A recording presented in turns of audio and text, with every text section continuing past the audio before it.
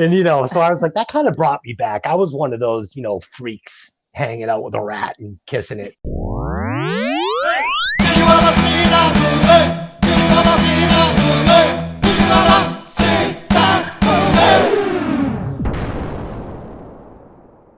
Welcome to, hey, did you ever see that movie?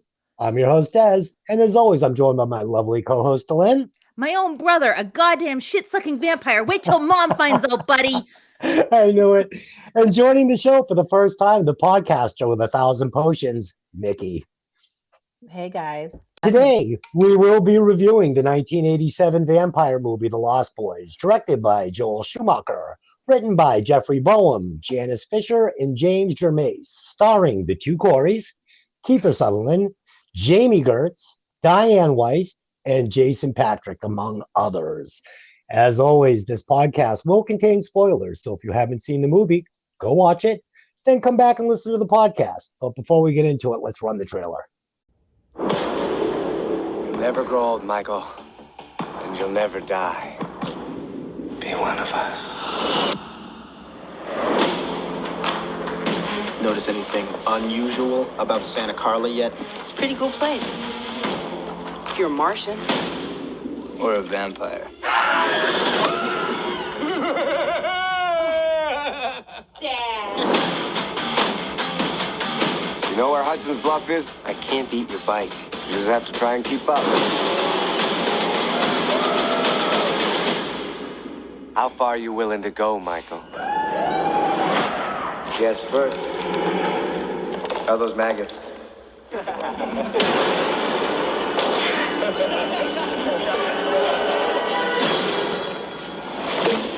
Drink some of this, Michael. Don't. It's blood. Michael.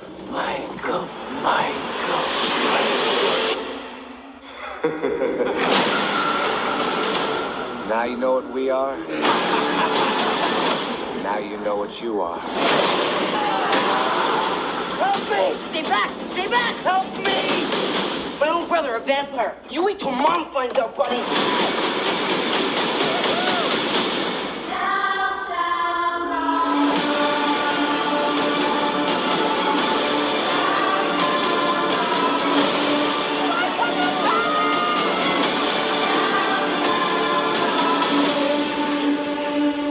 You don't want to miss this.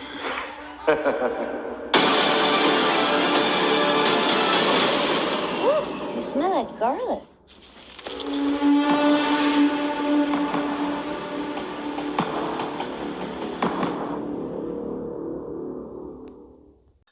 All right, Lynn, would you like me to give you the synopsis?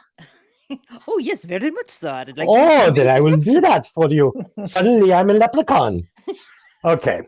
Teenage brothers Michael and Sam move with their mother to a small town in Northern California, while the younger Sam meets a pair of kindred spirits in the geeky comic book nerds Edward and Alan, known as the Frog Brothers. His older brother Michael soon falls for Star, who turns out to be enthralled to David, the leader of a local gang of sexy 80s MTV glam rock video vampires. Sam and his new friends must save Michael and Star from the undead. And that's where we're at. Oh my God. So I can see we're taking ourselves very seriously tonight. Yes. Well, this is a fun movie, so I figured we might as well have a fun synopsis. It is a fun movie. Yeah. Let's see here. All right. So I'm going to go ahead and get us going. Well, let me just give you a quick fact on this. So this movie was actually budgeted at $22 million. But after Schumacher put together the cast, he went with basically a bunch of unknowns for the most part. And the studio came in and said, either you recast this with some bigger stars or we're going to chop the budget down. And Schumacher was very confident in the cast he had put together for this. And he said, no, I'm going to go with what I got. And they chopped it down to $8.5 million. I mean, they chopped it like beyond half. And the movie did end up making $32 million at the box office. But I wonder how much better this movie might have been if they had that extra, $14 million. Did they play say who with. it was that they wanted in it? Was like there were a big name attached that didn't No, happen? no, they just saw that, they just saw that he had gone with these unknowns that didn't really demand, huge paychecks. And they just said either recast it with some bigger stars or we're not going to give you the budget. And he said, no, I'm going with these guys. And they chopped it down considerably. And I think you can see it. I think you can see that small budget in certain parts that we'll talk about. I mean, at the time, Keifer Sutherland was young, this was just after Goonies, but I don't think Corey Haim had done much. This is the two Coreys movies. Yes. So, this is where the two Coreys were invented. Yeah. Was this the first one? Yeah. Yep. This was the first time they were in a movie together. So it kind of started that whole thing with the two of them. And what's funny about that is, I realized I hadn't seen this movie in well over 20 years when I popped it in today. And at first I was like, I'm not sure here. This may not have held up, before it actually started running. And, License to Drive is like a guilty pleasure of mine. I mean, I know it's hot trash, but I love it. And I just wasn't sure what I was going to get here, so we'll get into it. But that's pretty much all I have on the movie. Yeah, that was some good stuff.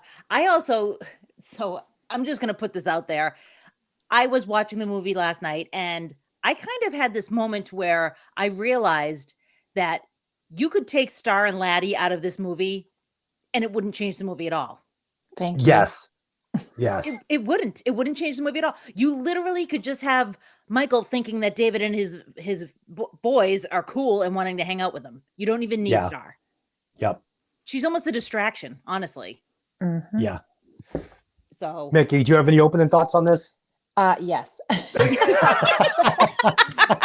It's funny because rewatching it last night, and I probably, every couple of years I watch it just because I love this movie. And I realized every time I watch it, how much I can't stand the character of Star.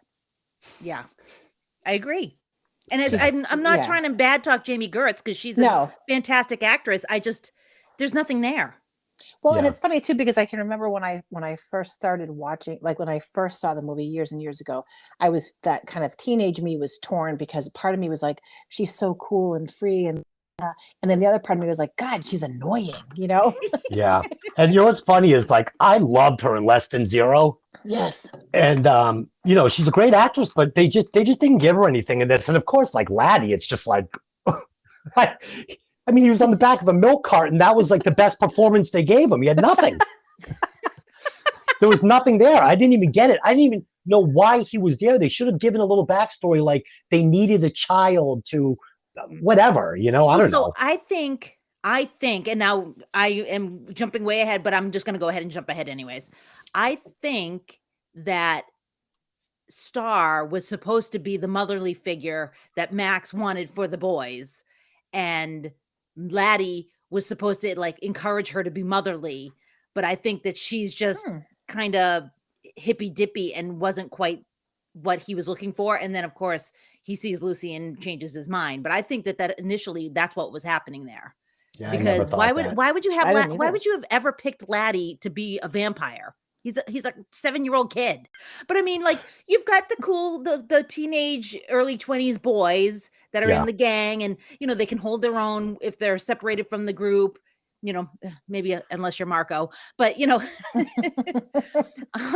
so, you've got these guys that are old enough to handle their own stuff. And then you've got Laddie and it's like, why would you ever have chosen him to be one of the vampires? I can understand Star, like if David thinks she's hot or whatever, but it's like, Laddie never made sense to me in this movie ever. I have another theory about Mickey. I don't know how much you know about like the original ideas for this movie, but the vampires are supposed to be a lot younger. They were supposed to be kids. And it wasn't supposed to be this movie. It was supposed to be more of like a Peter Pan, like younger children. And I didn't know that. Yeah, and Star was actually supposed to be a boy. Wasn't supposed to be a girl with a love interest. And, maybe the original, they just said, hey, we want at least one young kid in this crew, even if it doesn't make sense and the kid has no story and no lines, just you're changing the entire story. Can we just have this one little kid? And maybe, Schumacher just said, sure, we're not going to give him any lines though. I mean, it could be that simple. Also, honorable mention to Joel Schumacher for ruining the Batman franchises after Tim Burton. Just Yeah. tip of the hat. Nipples. Just Batman nipples. Every Robin time I hear nipples. his name, it just makes me cringe because I can think of Two-Face and Riddler by Jim Carrey. Just bad. Isn't Batman Schumacher the movies. one that put the nipples on all the Yes. outfits? Yes. Okay. Yeah, including Batgirl. All right. I'm We're sorry. off the rails here. Let's start this movie. Off the rails. We're talking about nipples and Batman. I'm sorry. I'm getting into the movie. I swear. Okay. Notes up. I'm doing this. Our movie opens as we fly over the ocean, heading towards a carnival on the coast.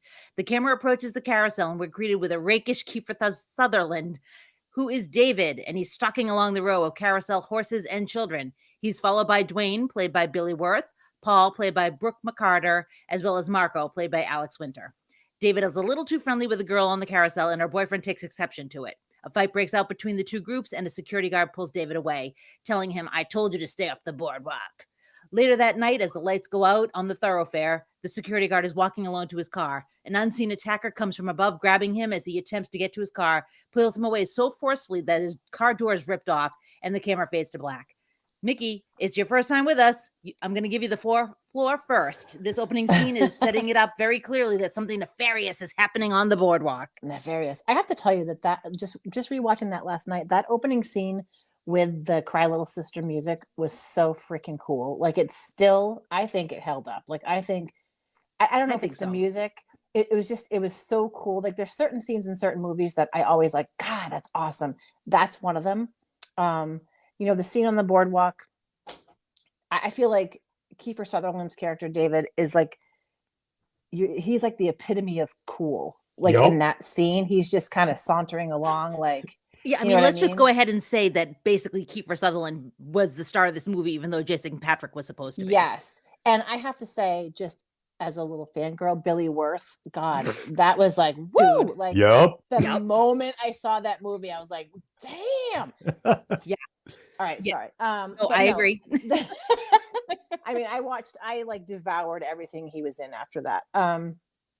But that scene is just, that scene made me want to, crazily enough, maybe want to live there. Not necessarily the guy being pulled away from his car, but like that whole kind of atmosphere. It really, I was like, God, why isn't there nothing like that here? Right. Yeah. Right. Well, California. Yeah. So Mickey, I couldn't agree with you more. I was nervous when I popped this in. I was like, shit, I hope I don't hate this movie. I hope it didn't age like crap. But like you said, that opening scene, I was immediately sucked in the movie. I'm like, this just looks great. And then you get, like you said, Keifer Sutherland from the feet up with the pants and the jacket. And I'm just like, damn, this looks great. And, the gang looked great and he looked great. And what's interesting about this is the foreshadowing in this scene is when we're introduced to these vampires on the carousel, the order that we are introduced to them is the same order they're going to die at the end, which I thought was, I thought that was kind of interesting. And, when they killed the security guard, he had a death grip on that door, didn't he? He really did. Literally. Oh God, yeah, that's all I have on that opening scene. But I'm with you, Mickey. I thought it was great. I thought the vampires were sexy, like you said, Billy Wirth. I mean, even Ted, or Bill, whichever one he was, Bill or Ted. He's yeah, I think Ted. He's Bill. Is he Bill? I think he's Bill. Okay, yeah. I mean, which one is he? He's Bill. Yeah, he's Bill. He was great, man. He was awesome. I loved it all. Yeah, I mean, his mullet is something to behold. Hell yeah. It really is. It's outer limits mullet. It's happening. It's especially later on when you see him hanging upside down. I was just like, dang, look at that hair. Yeah, but Keifer Sutherland was like on point, man. Yeah. I mean, Keifer Sutherland is so in this movie, just chef's kiss. Just yes. Yeah. Yes. Like just everything about like he holds your attention raptly in every single scene he's in. You don't look away. I just wish every word he said wasn't Michael. I think the count on Michael is 118 in this movie, if I'm not mistaken. Oh, that's funny. I Well, believe they say he's it. not the only one that says Michael. You No, have to I- realize that there's a lot of Lucy and Sam saying it too. Yeah. No, I think it's 118 Michaels though. It's hilarious. Oh my God. All right, moving on. I think that was a power play, though. Yes, I agree. It's all about getting under Michael's skin. Mhm. You Yeah. know. Our next scene is quite the juxtaposition. It's bright, it's sunny, and the mood is light as a mother and her two sons are driving into Santa Carla in sunny California. The mother is named Lucy and is played by Diane Wiest, and her two sons are Michael, played by Jason Patric, and Sam, played by Corey Haim. As they're passing the Santa Carla billboard, welcoming them to the city, Michael looks back and sees spray painted on the back the sign, Murder Capital of the World. So there's quite a mix of California beach hippie families, disaffected punk youth in this area. Michael asks at the gas station if there's any work in town, and he's answered with nothing legal. There's an obvious attempt by the filmmaker to point out that there's a lot of missing children in the area, constant shots of missing posters being put up all over the boardwalk. So Des, give me what you're thinking here. Yeah. So on this opening shot, you can see that where this budget was cut, because this is the most janky. When you're getting the overhead shot of the car driving along, Mhm. I was getting motion sick. I wanted to look away. I mean, you could tell they were just like flying a helicopter over, and this guy has like a handheld camera. It was a hard scene to watch. And like you said, you get the front of the billboard, it looks pretty. You see the back of the billboard, and it says, Murder Capital of the World. And what I did like about this was, you're going to get a shot of all these freaks and hippies, and they're playing, People Are Strange. And, you see this one girl, she's kissing a rat on the mouth. And it was funny because when I was living in Greenwich Village in the day, I had a white rat named Tyler. And he used to hide up under my long black hair on my neck, and I'd take him to the scrap bar with me. And so I was like, that kind of brought me back. I was one of those, freaks hanging out with a rat and kissing it. And the song, which is pretty interesting. So Joel Schumacher was actually friends with Ray Manzarek, who was the keyboard player of the Doors. Mhm. And he wanted this song for this scene. And he went to Ray and he said, can we do this? And at the time, Ray was producing Echo and the Bunnymen. Oh, yeah. And he said, tell you what, he goes, why don't we have these guys do a cover of it and we'll use it in the movie? And they did record a cover of People Are Strange, and the song would eventually be used in the movie. So I thought that was kind of interesting. And a great also, there band. is an Echo and the Bunnymen poster in Michael's bedroom. Nikki, what'd you think of that opening scene? I like it. I love Diane Wiest. Is it Wiest? I think it's Wiest, but I could be wrong. Great actress. Yeah, she's awesome. In Practical Magic, she was awesome, and she was great in. I loved her in Parenthood, like random, but I loved her in that movie. Me too. And honestly, again with the music, like I thought "People Are Strange" was probably the best song they could have used for that kind of montage of them kind of getting to know the town. Yeah. Totally agree.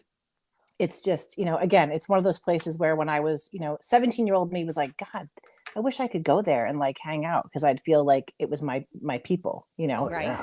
Yeah. So I thought they did a really good job, like in that small space of time, for the amount of time there was for the song, to kind of show you what the town was like. Definitely. Yeah. I also Definitely. feel like he made a point of showing a lot of like punk kids. Yes. And to me, I feel like that was almost like there's people going missing everywhere. There's a lot of death happening. It's almost like nihilistic and feeling affected, and that's a lot of times what happens with punk kids, Yeah. Yeah. So it just Yeah, it's was almost an interesting. Almost like the Hollywood strip, like these kids come from all over the country and they're not missed because, they're runaways and, whatever. Yep. Yeah. So, yeah, cool.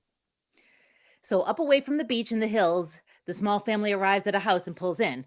The house is kind of a little odd. It's surrounded by odd wood carvings of Indians and bears, and there's a man lying on the top step, not moving. Grandpa, played by Bernard Hughes, is joking around and playing dead. He brings him into the house. It's dark and it's loaded with more odd carvings and taxidermied animals. It's probably got quite the smell in there. Oh, yeah. Funky. Grandpa is a bit of a character, obviously, and Michael points to the weed growing outside the kitchen window to drive the point home to Sam. And Mickey, I'm guessing wherever they were living in Phoenix before coming to Santa Carla was probably a lot less weird. And Grandpa seems to be a wild card right out of the gate, right? Yeah, I love him. Yeah, I don't know, man. Freaking Corey Haim's outfits, though. I mean, oh Jesus, was he dressed by Hollywood from Mannequin? My husband watched it with me last night, and you sound just like him. He's like, nice shirt, you know. Yeah, his Where's shirts are he pretty going? ridiculous. Yeah. Yeah. And his Like robes. the baggy, bright colored pants, and Yeah. there was some definite fashion choices made for Sam's character in this movie. For just Sam's characters, there were some bold fashion statements made for everybody's character in this movie. No, true enough. But I I'm loved guessing it. that's where he actually spent the budget. Yeah, I'm not crapping on it though. I loved it. I absolutely loved it. Let me ask you. So, how long was the grandfather laying on the porch playing dead? I mean, they're coming from freaking Phoenix, right? He's been out there for 4 days. They gotta be coming soon. This joke is gonna land. It's worth it. Oh my God. All right. So I've dodged the topic long enough. I'm gonna just go there. Next scene takes us to the boardwalk where there's a concert happening. Our friend Timmy Capello, the beach concert star, greased up muscle man, is singing I Still Believe.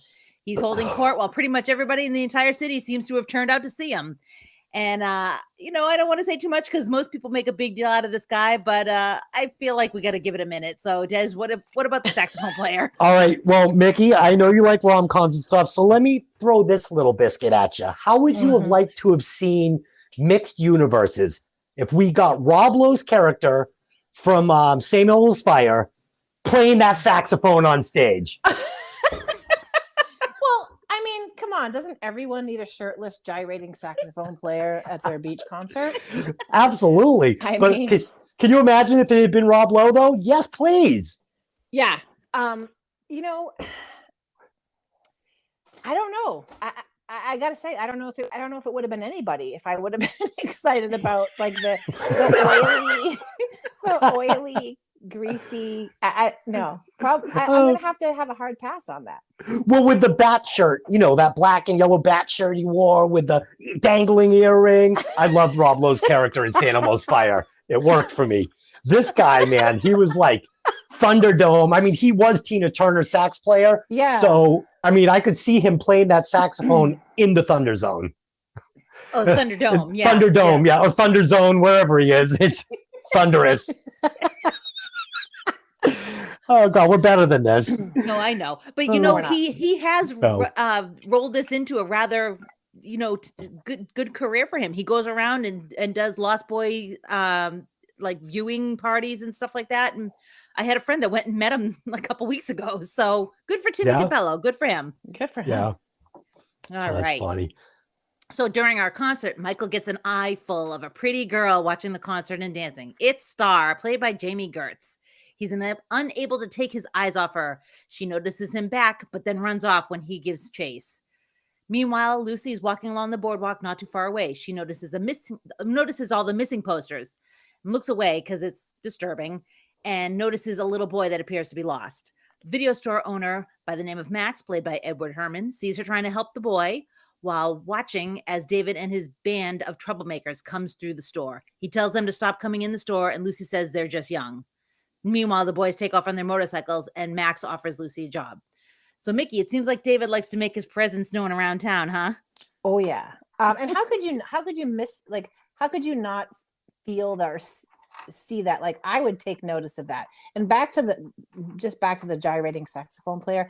If I'm gonna take that, if Billy Wirth wanted to get up there and gyrate and play the saxophone, then I might be okay. I might stick around. Yeah. Yeah. Yeah. But Des would too. Sure. Billy Wirth, why not? yeah. But honestly, yeah, David is definitely I don't want to say a force, but he's definitely a presence, I should say. Like, Hell yeah. Right. I think he captures everyone's attention just as much, quote unquote, in the movie as he does for somebody who's viewing the movie. yes, absolutely. I agree 100%. Yep. So let's see, honey. do you So have I anything? wanted to say something about this scene. So I've seen this movie, obviously, and I know, I'm not going to give it away. I know how the end is. Mhm. And I never questioned Max, being part of this crew. But, the way he tells them, get out of here, I told you to beat it. And they're all like, all right, oh, see you later. I think it should have raised like a question, like, who is this guy, Max? And why is this, gang of motorcycle vampires afraid of him, or, Yeah. leaving the store so quickly when he says beat it. Right. So, yeah, I didn't question it, and I still don't. I mean, I don't think it gives anything away, but maybe it should have, No, I mean, I think to a certain degree they're getting thrown out of everywhere on the boardwalk. True enough. True enough. Okay. Touche. So, people say, I told you to get out of here. And they're like, okay, I Yeah. think they go in, make themselves known, and then go out, just not looking Yeah. to get into enough trouble that it's a problem, just enough trouble to annoy people. Yeah, I mean, my point was, Schumacher's dropping little breadcrumbs for us, but Oh, I mean, yes. I think the reveal stays, hidden until he really gives it to you, Oh, yeah. I mean, just the fact that she sees a lost boy and is helping him, Yeah. it's a little on the nose, but Yeah. that's why she captures Max's attention to begin with. Correct. So They could have been afraid of his jacket Yeah, I was. with those shoulder pads. I was. I loved in his house. He's got these great neon Yeah. freaking things. I loved everything about the style of this movie. The giant watches on the walls. I actually eBayed that today. I was going to buy one. Max has a giant watch. I'm sorry. Sam has a giant watch on his wall. I remember Like those. yeah, and A I was like, well, watch. yeah. I'm like, I'm getting one. So I went on eBay. I'm like, $499. I'm not getting one. Wow, they're $499 these days. If you want an original one from the 80s, you can get one for about $80, like the retread ones, but Yeah, what's I the don't point go of that for one? retreads. All right, back to the movie. So Star's walking along the boardwalk, now accompanied by a young boy named Laddie, who's played by Chance Michael Corbett. Michael's still hot on her tail, and Sam's following behind, complaining, until Michael tells him to go find something better to do. He finds a comic book store and goes inside. There he meets the Frog Brothers, Alan, played by Jameson Newlander, and Edgar, played by Corey Feldman. He's given a comic book about vampires and told it could save his life. Star and Laddie exit the boardwalk and meet up with David, climbing on the back of... Star climbs on the back of David's bike. Laddie doesn't. He gets on the back of Dwayne's bike. Michael and Sam watch as they take off. So, Des, the Frog Brothers are interesting characters and a smaller role than I would have expected for Corey Feldman. I mean, he had gotten a little fame at this point. Yeah. So there were two characters I wanted to see, or three characters I wanted to see more of. I wanted a little more Keifer Sutherland in this movie, and I wanted a lot more Frog Brothers, because usually Corey Feldman is, he's Corey Feldman, It's like a splinter, but I love him, but he's a splinter. But in this movie, him and the other dude, man, the Frog Brothers were freaking gold. I loved them.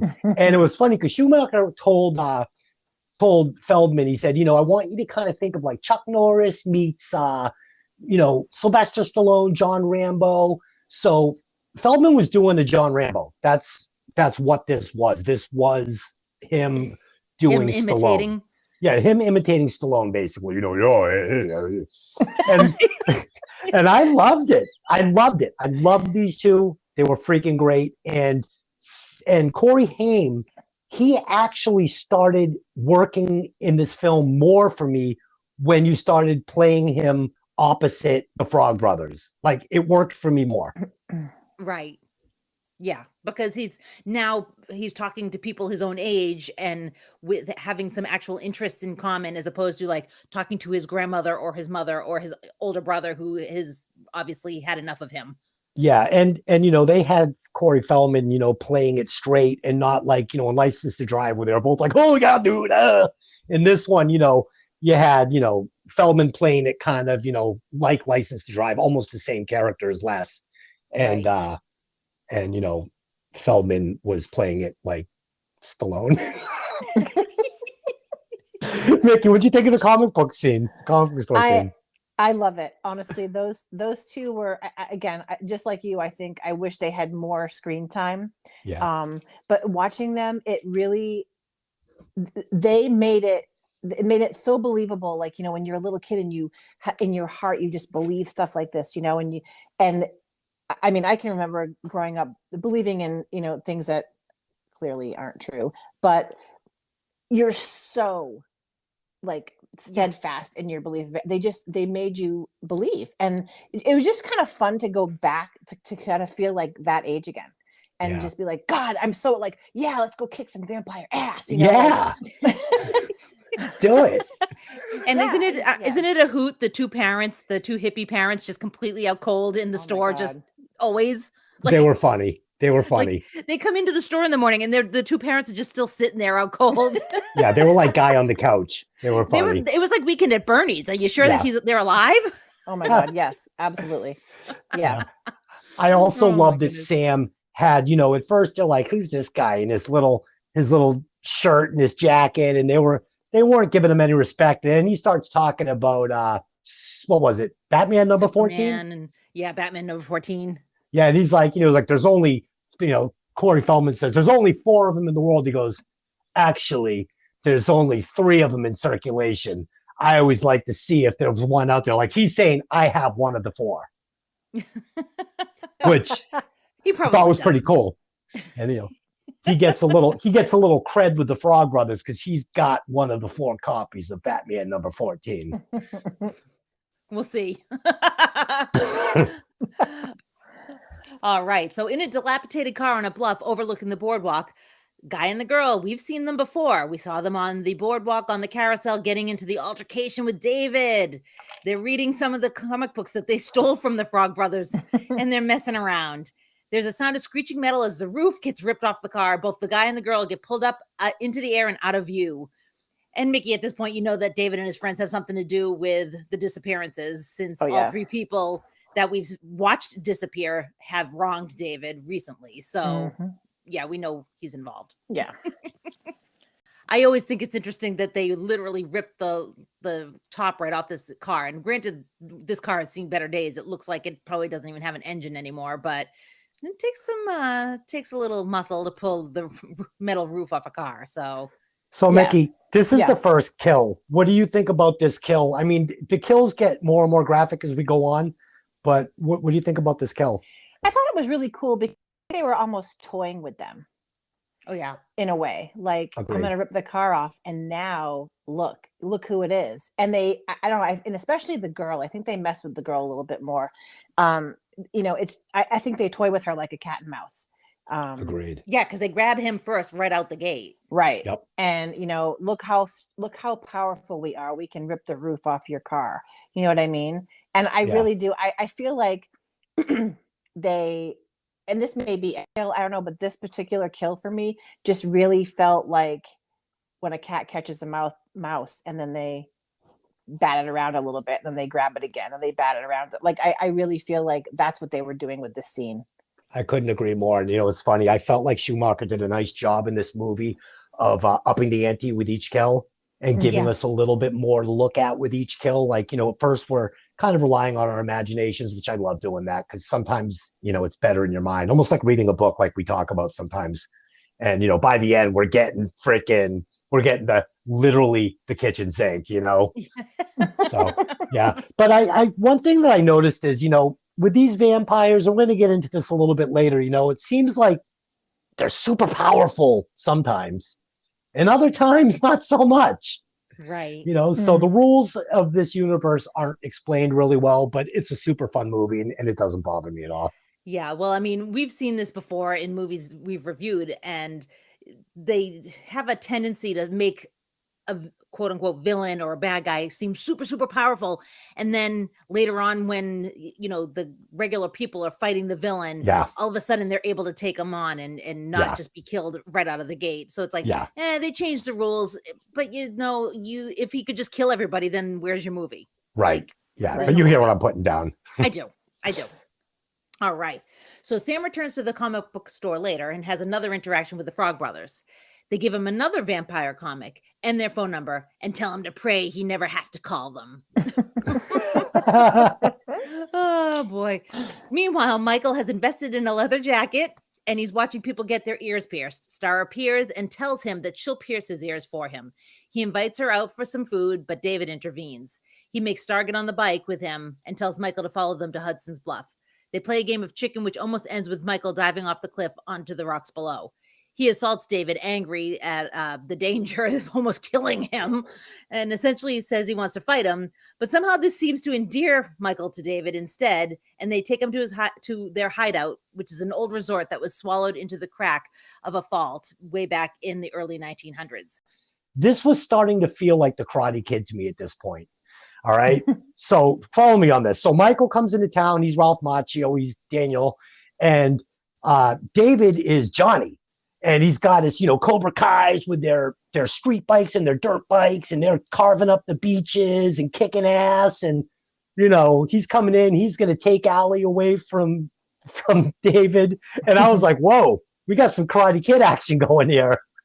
Yeah, actually, now that you say that there is a juxtaposition to Karate Kid there. Yeah, and when they're going for, and now I'm going to throw this question over to you, Mickey. So he's leading them to the edge of that cliff. And again, what a great looking scene. We see the lighthouse, we see the cliff, we see the ominous night. I love it. Was he trying to kill him, or would he have let him drive off that cliff and maybe flown down and caught him, or what do you think? To be honest with you, first of all, again, that's another one of those scenes, like the opening scene where with the music, whoever, excuse me, did the music to this, matched up scene for the music was amazing, because that Lost in the Shadows was awesome. And just with the fog and, like you said, the lighthouse, that was so cool. I don't them looking back and forth at each other as they're driving. I don't know. When he says, how far you want to go, Michael, I don't know if he was really trying to kill him. I think he was honestly, again, maybe the cat and mouse thing, trying to see how far he could go. Yeah. And if he did go over the cliff, well, that sucks. Well, I'll just pick the next guy.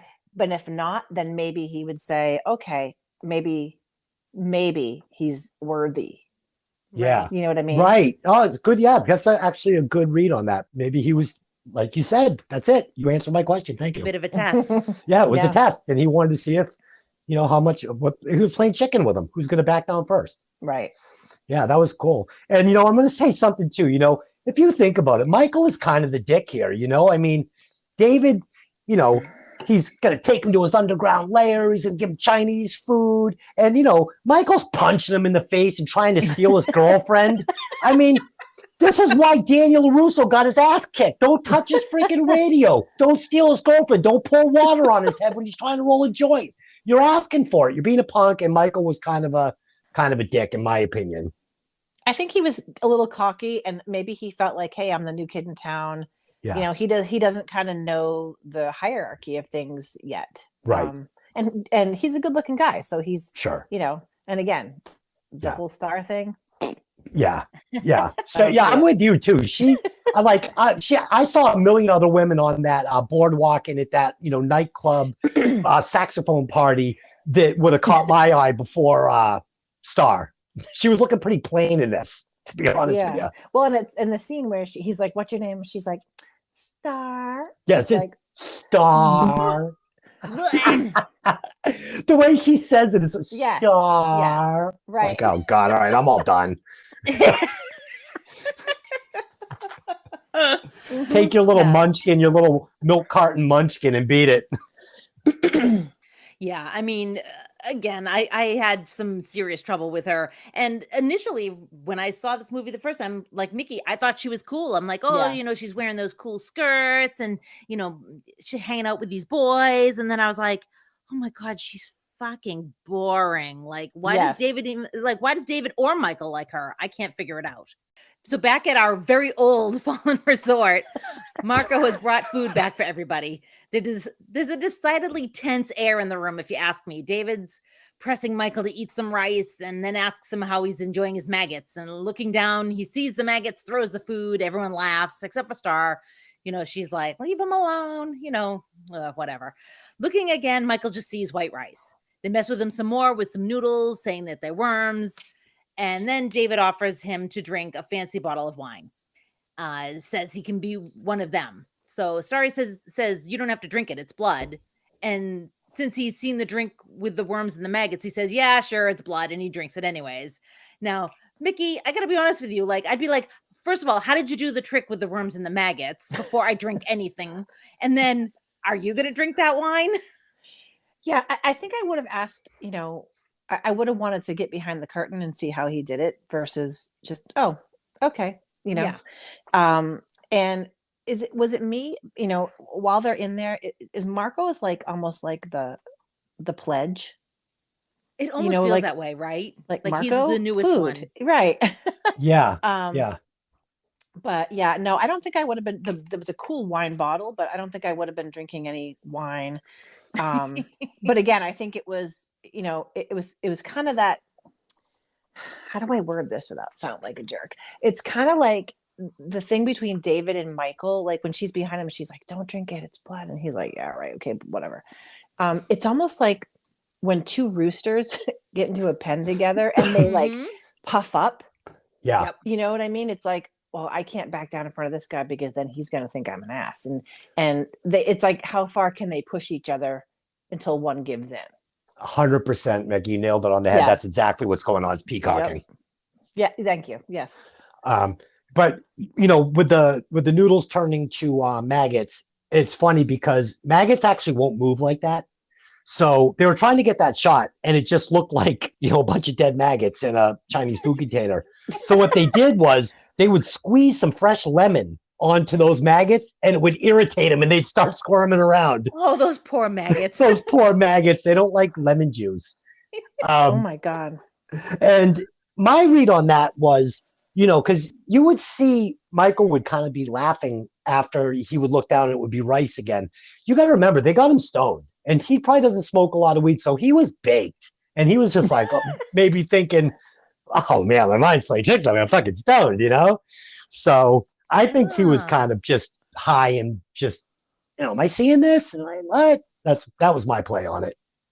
So he thinks he's just having some hallucinations because he was drinking. He was smoking some weed. And I mean, if they're not hard stretches. I mean, rice, maggots, noodles and worms. I mean, if you're stoned enough, I guess I think it would be easier to believe that, I'm high and this just looks like that than these guys are a group of 3,000-year-old vampire heavy metal kids trying to convert me into a vampire.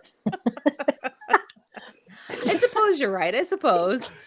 Oh my goodness. I will say that quote though, that when he's like, "Maggots, Michael, you're eating maggots. How are they?" Like that was one of the like the all-time best 80s movies quotes, as far as I'm concerned. Like that's a quote that sticks in your mind. Definitely. Pop culture, 100%. Yeah.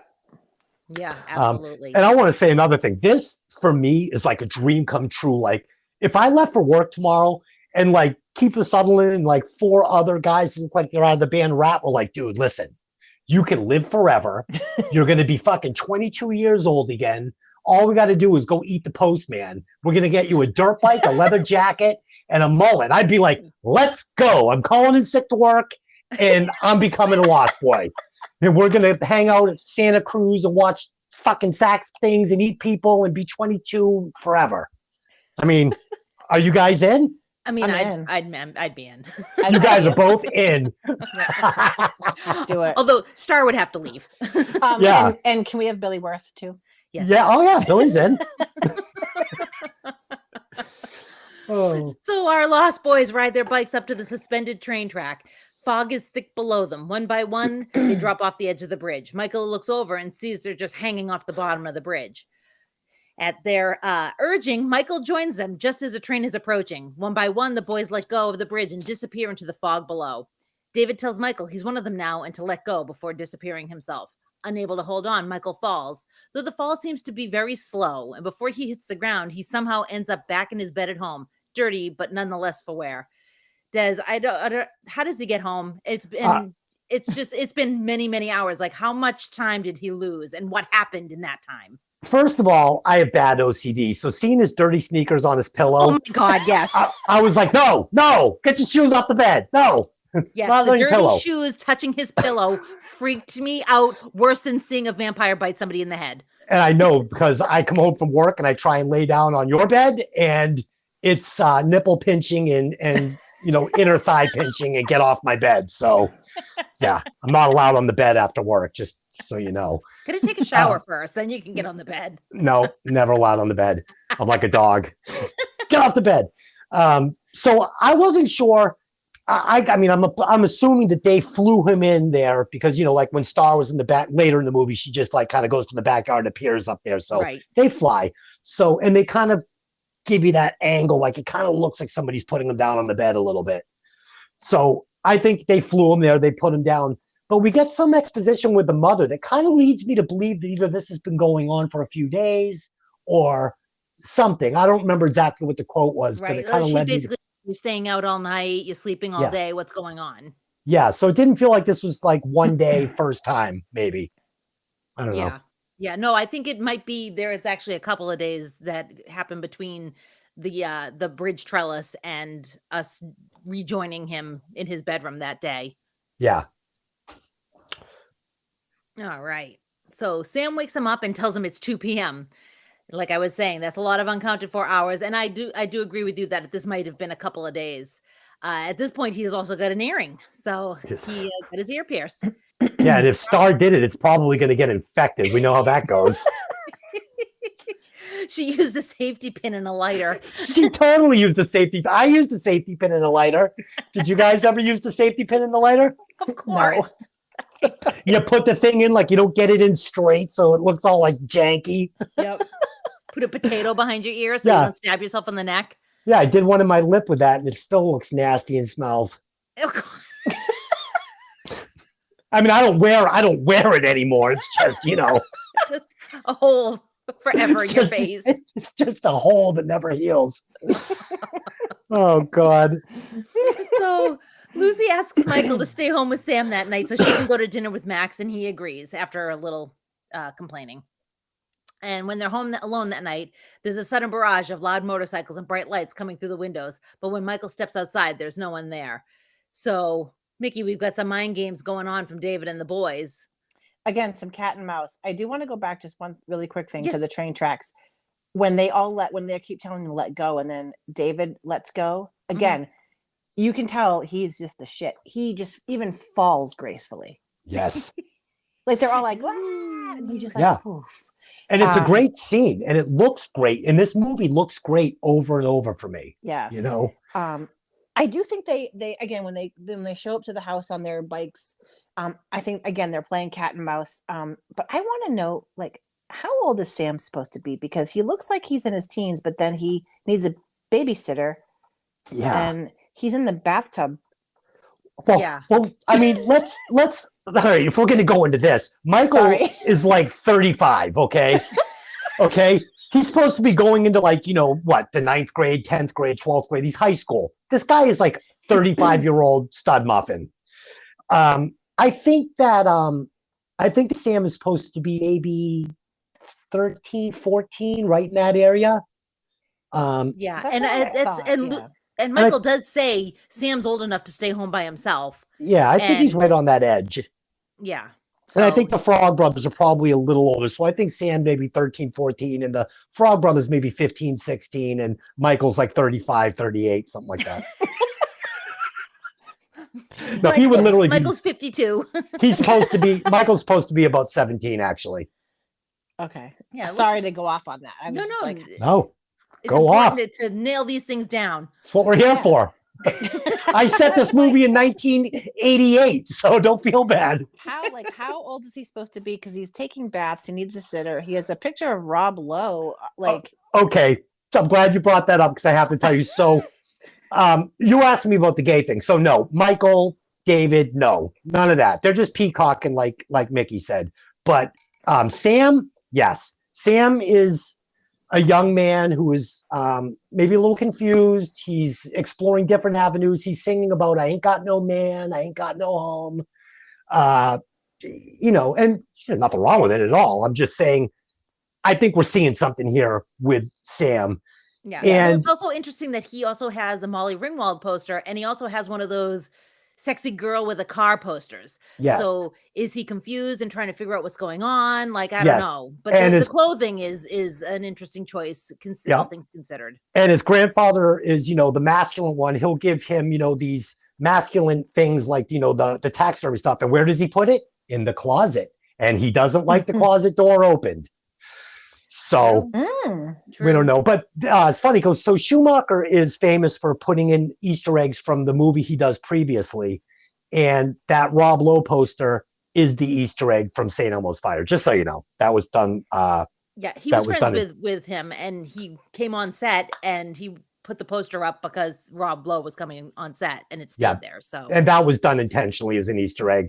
And when I was 13, I did not have a poster of Rob Lowe showing off his abs on my wall. So just put that out there.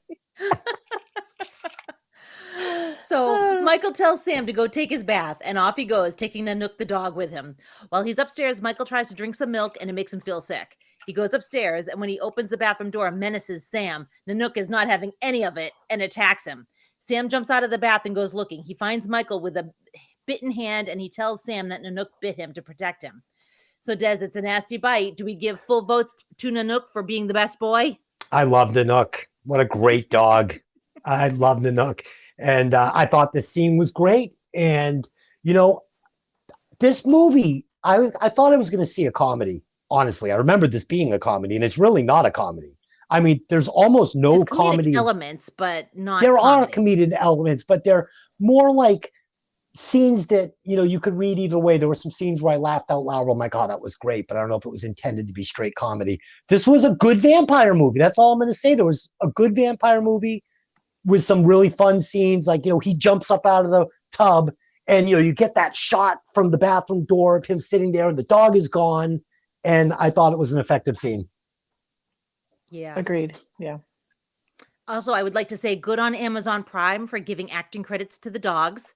Yeah. Yes. They say that Nanook was played by Cody and Max's dog Thorn is played by a dog named Folsom. So just wanted to put that out there because kudos to our dog actors. For instance, I'm not to jump ahead, but like with the scenes that made me laugh, when the vampire, one of the vampires like explodes at the end or something, and like the Frog Brothers look away, and then the dog looks away. It gives this look where it goes, and it looks away, and I laughed out loud.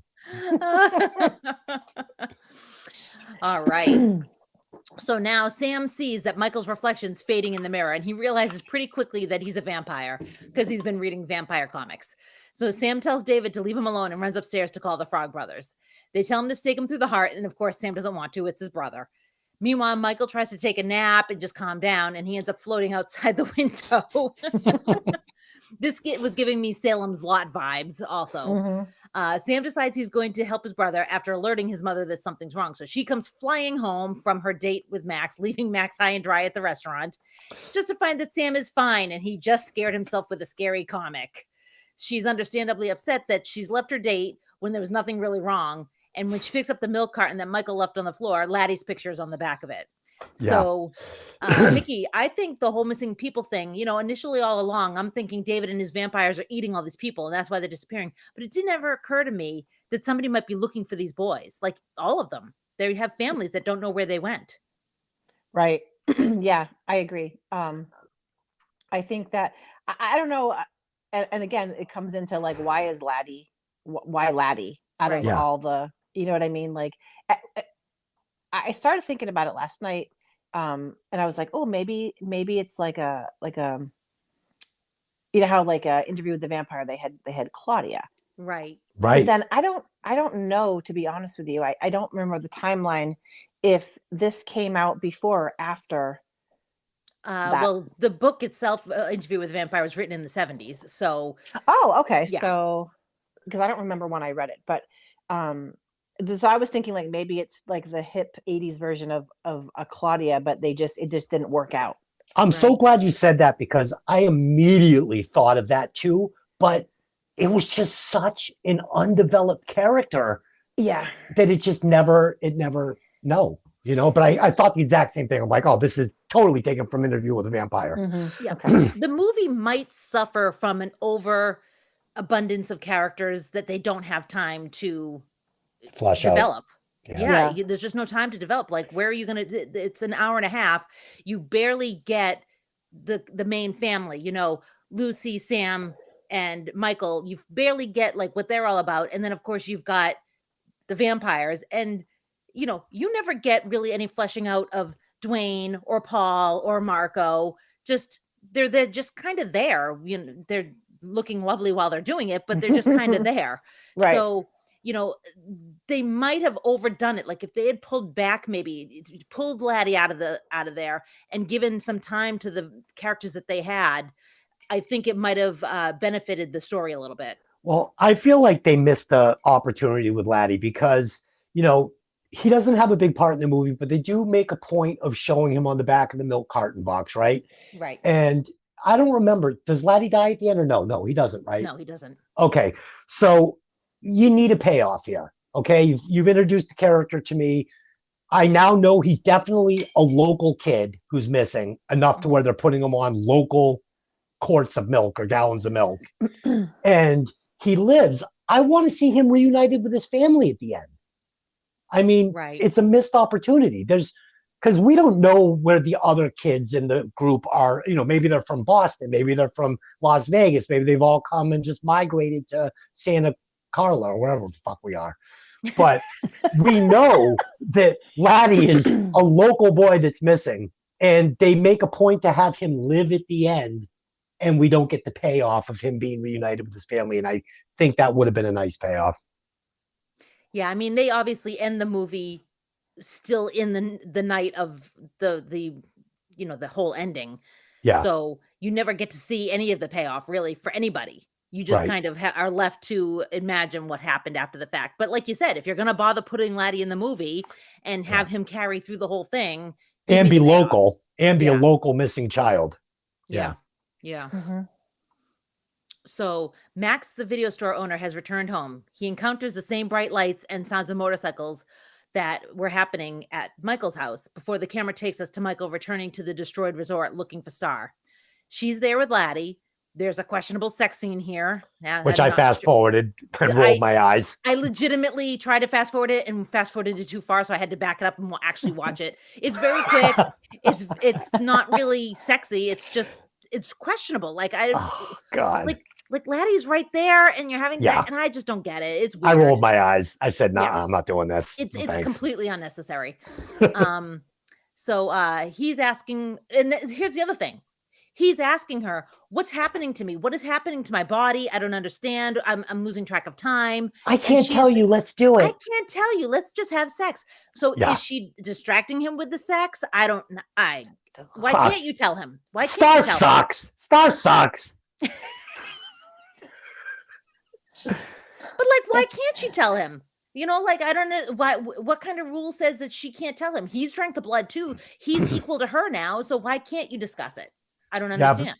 But in the group rankings, no, because David wanted Michael to be her first kill, which Right. again makes me wonder. Was he really? I say that this is where the writing gets a little convoluted. So, we're going to find out that Max wanted, the mother and the two kids to become vampires so he could start his vampire Brady Bunch, as the Frog Brother says. But David has other thoughts. He wants Star to kill Michael. So that's definitely not the same plan that Max has, but Max is True. the head vampire. True. So True. I get confused with this part of the story. Yeah, it's almost like David had an ulterior motive of some sort for some reason. Yeah, but we don't get to know what it was. Well, you also could say that maybe David wanted her to kill Michael because he sees Michael as what's the word I'm looking like competition, even for Max's attention. Because if Max gets the family right. and the two boys, does it push him out of the top spot? Yeah, I think I'll go with that, Mickey. That's actually, I never even thought of that. Let's go with I that. think that's a real, yeah. Yeah. I mean, in the interest of them not giving it to us, let's make up our own. Okay. Hey, that's what good art is. Yeah. Yeah. I never thought about that way. All right. So yeah, I mean, I think when I was younger, I thought, "Ooh, sexy," and now I just think that whole scene is really kind of cringy and out of place and unnecessary. Yeah. Very cringy. So the vampires return to the resort with the coming sun, and Michael realizes the dog bite on his hand is healed completely. He leaves the resort and returns home, where Lucy tries to talk to him, but he's resistant and he just doesn't want to talk. She heads to Max's house to apologize for disappearing the night before, bringing a bottle of wine. She goes a little bit up his walkway before getting attacked by Max's dog, Thorn.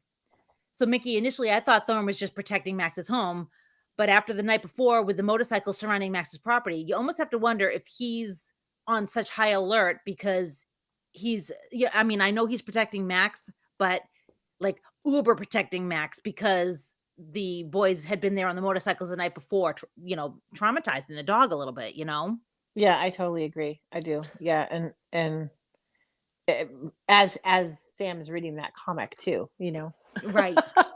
See, The hellhounds. I thought of it differently. See, now I think it was an obvious misdirect by by Schumacher to try and keep us off the fact that Max is the head vampire. The dog knows the Lost Boys. He's not going to be thrown off by these guys. His owner growls at them at the video store in the beginning of the movie, though. Yeah, but it doesn't make sense because Max is the head vampire. I mean, the dog has to know these guys like, second nature. And well, here's the thing. The boys don't know Max. Only David knows Max. Oh, well, Star knows Max. No, she doesn't until the end. Yeah, but she says, now you know our little hidden secret. So she was privy to it the entire movie. She knew. I don't think so. I disagree. Oh, no, watch it again. She says it. She reveals it. There was one scene that I thought was really interesting when Max comes home before that. And the grandpa's in the kitchen and Sam's in the kitchen sitting at the table. And he says to Michael, "Did you take care of it?" And he doesn't use his mouth. He thinks it. And Michael can hear him. So if you watch the scene again, that they allude in the scene that Michael can read Sam's mind. I did not notice that. I thought he actually asked him. Well, they never show it. It's off camera, but they make a point of doing the cut so quickly that, and his face being so still and his mouth not moving, that I think that Schumacher wants you to think that, these vampires have otherworldly powers, and I think he can read Sam's mind in this. And I watched it like 2 times. I backed it up. And I was like, yeah, I think that's what they're trying to get across. Interesting. I like that. I'll take it. Sure. Well, they're controlling his mind, making him see the maggots and the worms. So, good point. They have powers. Yeah. Yeah. You can affect someone else's mind. Why not? Or he was just wicked stoned. So at this point, Sam returns to the Frog Brothers store and they again tell him he's got to kill Michael. And Sam says that the comic says all you have to do is kill the head vampire and all half vampires will return to normal, because they said that he's not a full vampire yet. He then adds it up that things got weird around the time that his mother started working at the video store, and that Max only comes into the store at night. Coupled with Thorne's weird demon dog behavior, he guesses that Max is the head vampire. Crazily enough, Max is coming to dinner that night at Lucy's behest, and Sam invites the Frog Brothers. All through dinner, they're trying to suss out if Max is a vampire, giving him raw garlic, spilling holy water on him, and none of the tricks are working, and Sam figures he's made a mistake. So, Des, there's your comedy. Yeah, I love this scene. This was a great scene. I love he says to Michael, you're the man of the house. You have to invite me in. He does. And this is just a great scene. He's got the garlic for the Parmesan, and, they're spilling water on him and showing him the mirror. And yeah, I thought it was really fun. I thought it was a good scene. Yeah. And, as a viewer for the very first time that I ever watched this, I was like, they made a mistake. That's not him. He's great misdirect by Shoemaker. Yeah, great misdirect. Yeah, I was like, absolutely. He made a mistake. He's not the guy. So there's somebody else. Totally believed it. Yeah, he's teasing you with it throughout the movie. Is he, isn't he? And, you don't know till right up at the very end. Yeah, absolutely.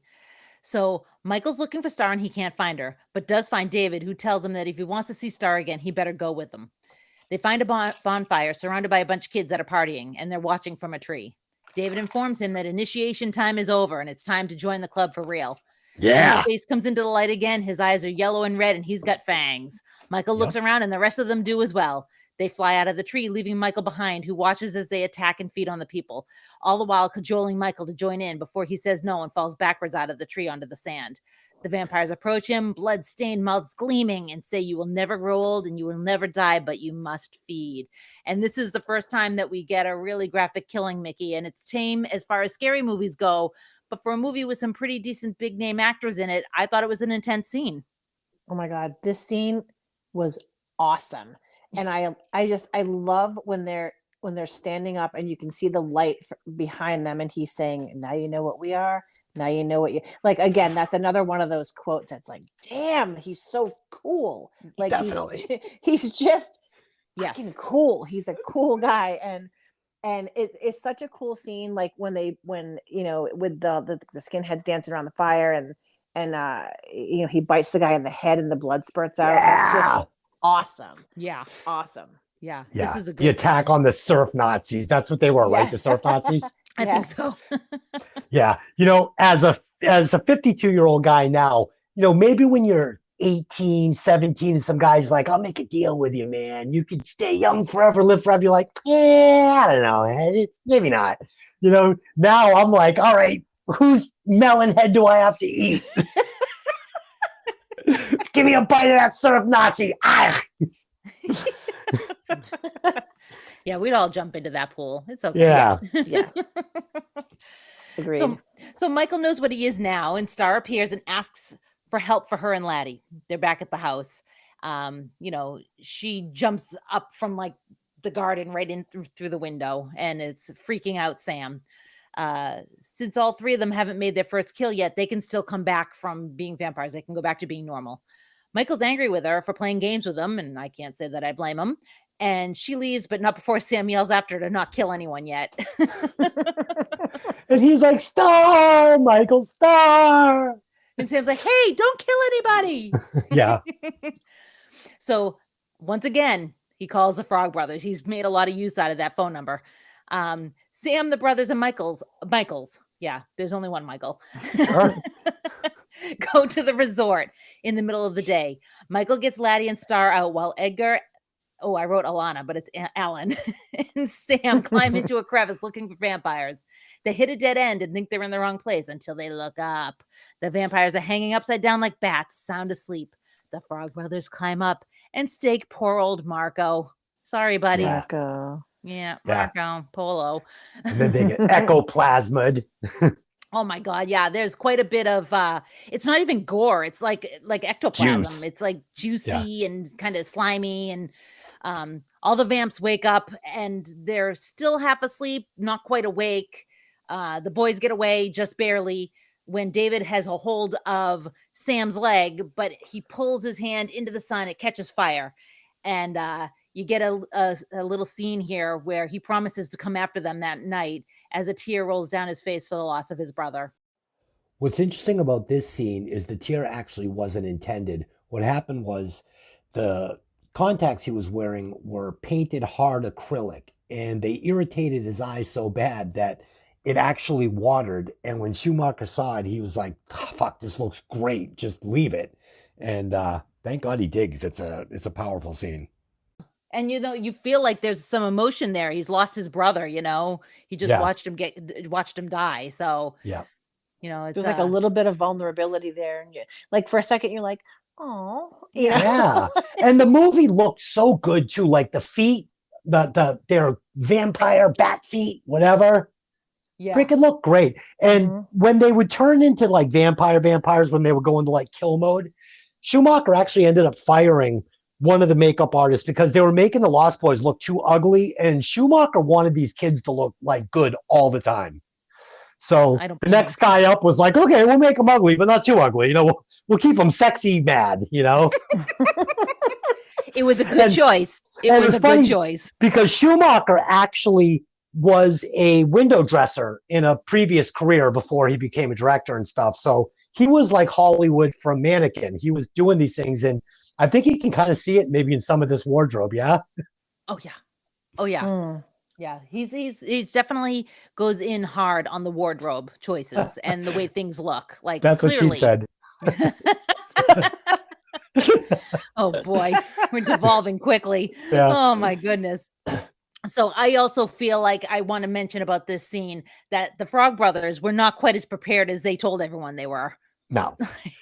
They Yeah, get in there, they kill one of them, and they're like, ah, and run away. So, yeah, I mean, it's the first vampire they ever killed. This was all just, this was all like Nikki said, little kids doing make believe, like we're vampire killers and this is real. But now they're actually shoving stakes through vampires, hearts. And I'm thinking this is their virgin kill. yeah. Yeah. This is Well, and definitely what the did first they time. say? They're like they opened their eyes and talked. Like they said something like they. Oh pulled yeah, them yeah. We something weren't on prepared us. for them to talk. Yeah. Yeah. Yeah.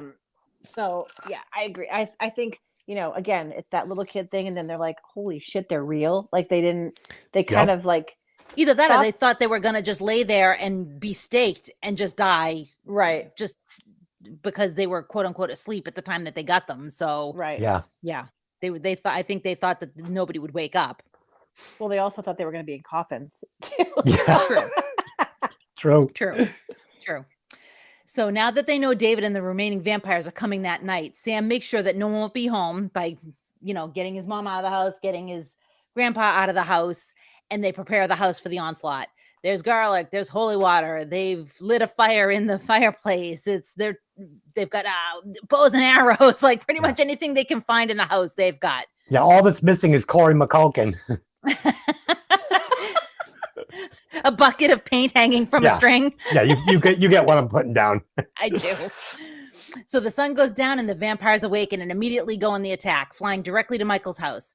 They've forgotten that Nanook is outside, and when Sam hears them barking, he goes out to save him. He and Michael barely make it back before the vampires arrive. Dwayne flies in through the chimney, knocking down Michael and Sam, while the Frog Brothers take Laddie and Star upstairs. What are words?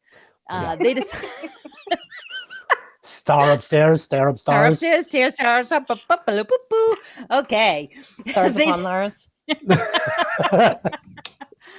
They decide to stake them right away, and when Star runs away with Laddie, the Frog Brothers are stopped by Paul, who says, "You killed Marco, and you're next." They backtrack into the bathroom where there's a tub full of holy water and garlic. And Nanook, once again the hero, drop kicks Paul into the tub where he dissolves before making all the plumbing in the house explode. This is where we get the look from the dog looks away. This is where the dog looks away. The Frog Brothers go, ew, and he comes up out of the water. His head is melting. Yep. The Frog Brothers go, ew, and they look away, and then it shoots over the dog. The dog goes, "Rrr," and looks away. And I laughed out loud. Nanook is a prince among dogs. Hell yeah. What can I say? Yeah. But, this is a pretty great death scene. A little dramatic, a little over the top, and we have a dog to thank for it. So it's like it was pretty inventive, and I loved it. It looked great. It was looked a great. great scene. Yep. It looked great. And all the plumbing exploding and going nuts. That I loved it. So I'm going to be honest with you. So with the plumbing and everything going nuts. So when he's dying in the tub, I'm like, oh, the scene looks awesome. And then he comes up and he's melted a little bit. Then he goes back down again. Then he comes up again. And now he's just the skull. Yeah. And I'm like, man, for the tiny budget they had, this movie looks really good. I don't know if they needed to do all the blood shooting up out of the sinks and the toilets, everything. But I will say this. I laughed out loud and it was fun. And this movie is fun. So there you go. That's all you can ask for. Yeah. So Michael's out cold while Sam struggles to wake him, and Dwayne attacks. He lifts Sam into the air, and Sam uses his squirt gun full of garlic holy water to get him to let go. Sam falls to the ground and grabs an arrow, shooting it at Dwayne. I'm sorry, not Wayne. The vampire jumps up as Sam approaches, telling him he missed, but Sam takes another shot, and this time the arrow goes right through his body and jams itself into the stereo behind him, electrocuting Dwayne until his body blows up. Death by stereo. So This is a bit gimmicky, but clever and kind of right at home at this time. 1987, this is MTV in its heyday. So yeah. And Mickey, you already said it a few times. This is an iconic line, man. Death by stereo. I mean, it's fucking, it's magical. It's gold. Yeah, you say death by stereo and everyone knows exactly what you're talking about immediately. Yeah. I gotta say though, for this last, whatever half hour of the movie, these vampires are like, they're getting their asses kicked like really easily. Like little squirkle, pop, pop, pop, dog in the tub. These are guys that were like devouring surf Nazis, ripping fucking roofs off cars, tearing. I mean, where are the superpowers now? Yeah. Well, it's the thing. You have to turn it down. You got to turn their power down for the end of the movie, right? They turned it off. Pretty much. So Sam and Michael head upstairs, but they're separated when David appears from the rafters and flings Michael back down the stairs. Sam and the Frog Brothers are upstairs having a little pumping each other up session when Laddie explodes through the mattress he was hiding under. And they all attempt to attack him when Star bursts out of the closet and tells them to stay away. I could have skipped that entire scene, honestly. It didn't make any sense to me, really. It was just more Laddie we didn't need. But Mickey, what did you think about this reveal of David up high when they show him? I thought it was really cool. I thought the lighting, the fact that he was above Michael, like waiting. Waiting. Like, again, I'm above you.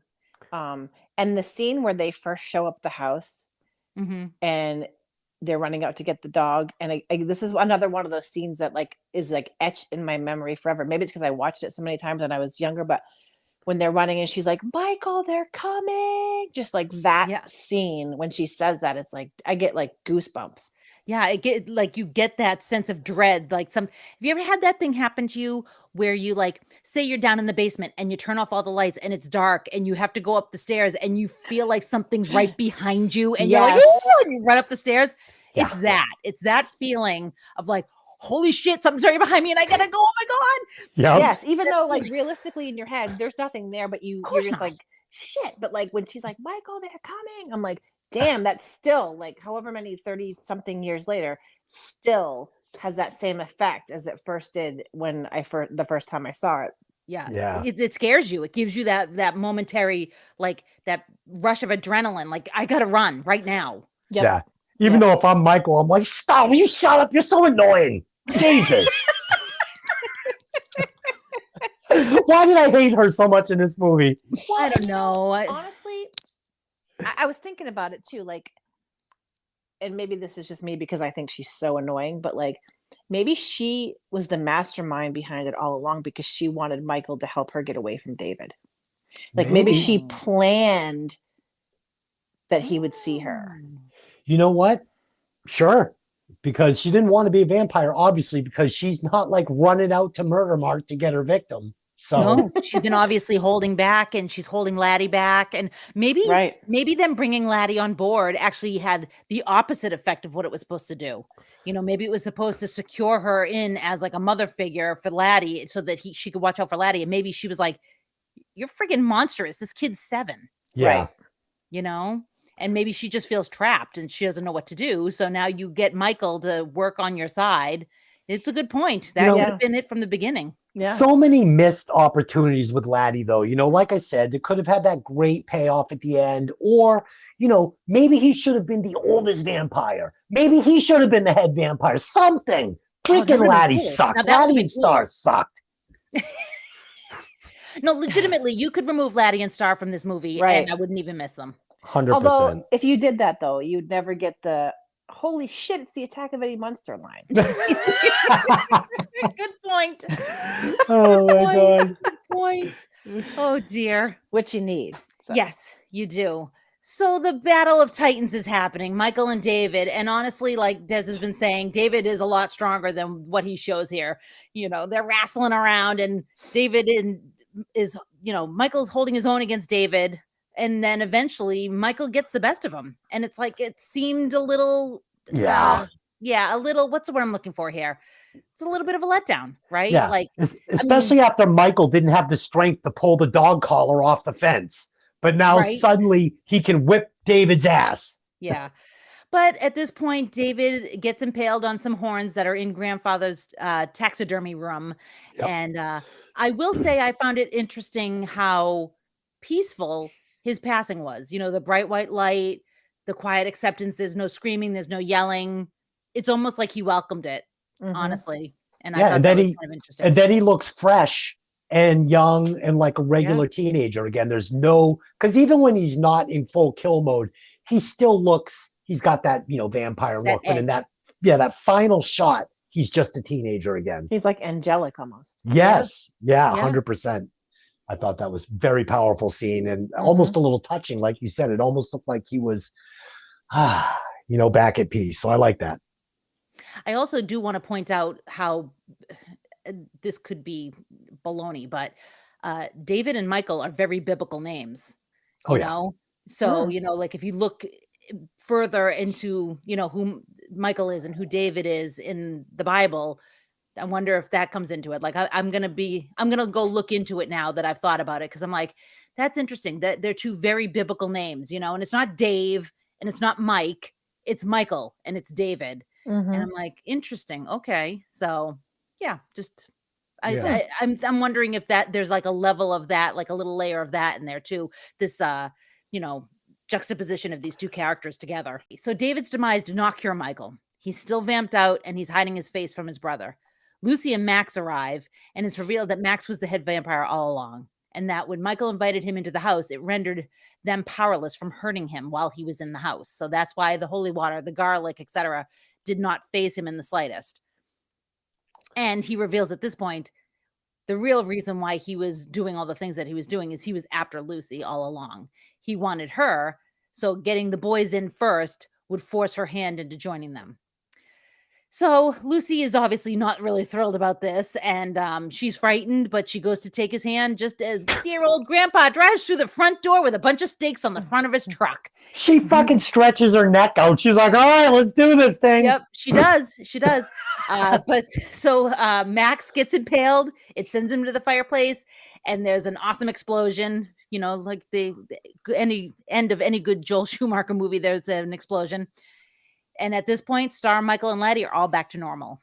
So this is where we get our reveal of who the real bad guy was all along. You know who the real fucking bad guy is? Here's the real bad guy. Because the grandpa goes, these damn vampires. It's like, you fucking knew there were vampires here this whole time. You invite your daughter and her two sons to come to Vampire Town, USA. You play dead. Betty. Yeah, play dead on the porch. This guy is freaking psycho. Guy is a psychopath. Jesus. Freaking grandpa. I enjoy the end of the movie where he says the one thing I could never stomach about Santa Carla is all the damn vampires, and then he closes that refrigerator door and it sends the shocked faces of Lucy, Michael, and Sam back into darkness as the screen fades out. I kind of enjoy that as the end, because it's just like they're thinking the exact same thing you just said. You knew this all along and you never said it to anybody. Yeah. I have so many questions, but you know what? This movie is really fun. It's paced well. I never looked down at the timer on it. I'm fine with everything. I'm fine with every decision made. I don't need these things answered. I'm fine. So do we have any closing thoughts before we give our rewatch scores?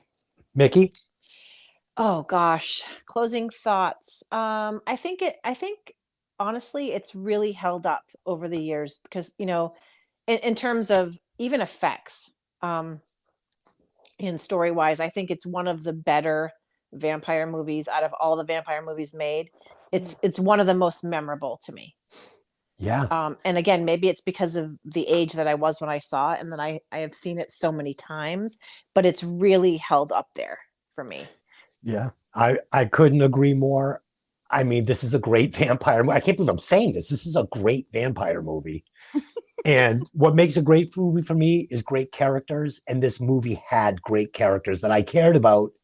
And yeah, I mean, I couldn't believe how good this movie was after not watching it for so long. I had very low expectations and I was happily surprised. Yeah, I actually only noticed a handful of times where special effects were a little janky, you know, and it didn't happen a lot. It didn't take me out of the story.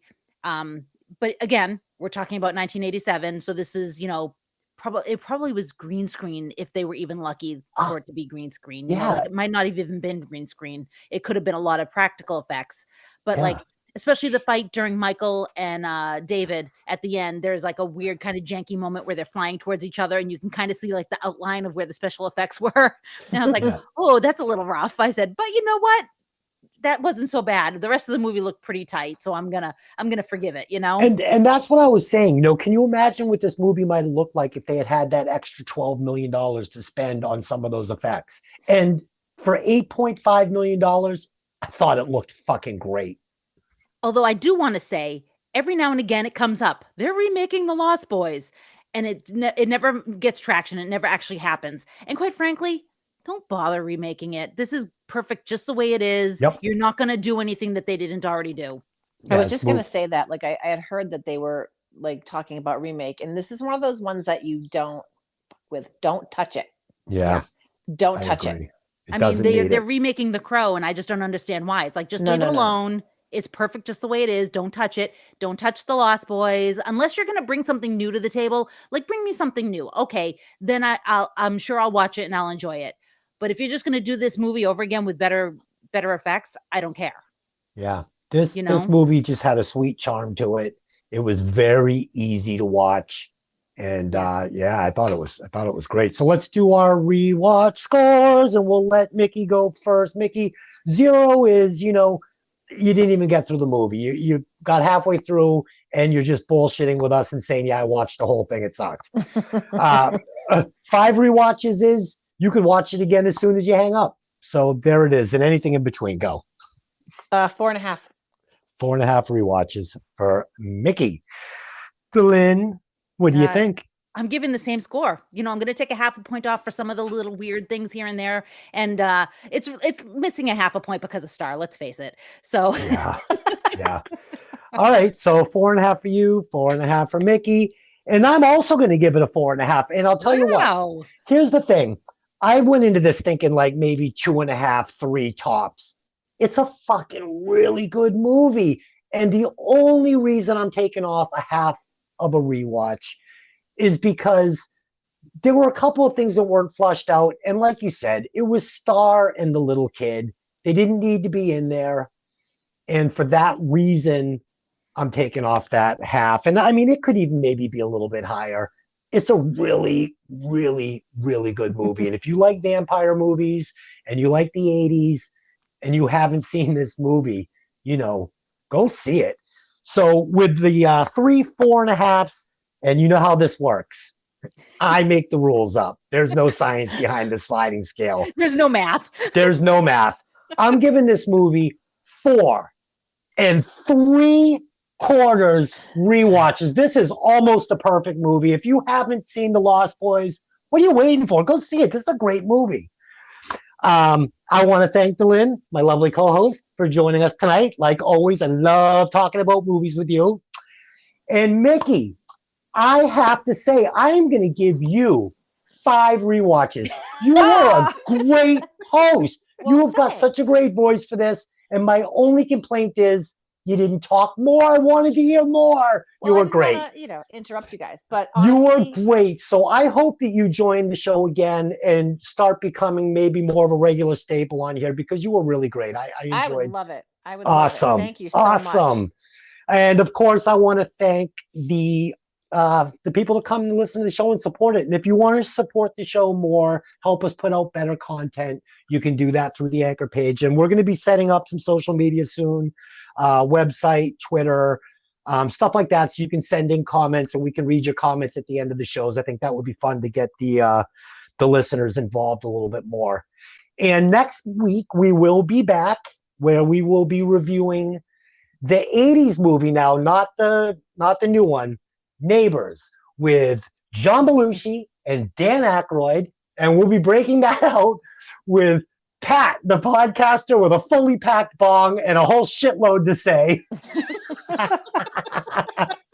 So we hope you'll join us again. And Mickey, let's get you back on the show immediately. Whoop, whoop. All right. All right, guys. So until next time, we'll see you later. Bye.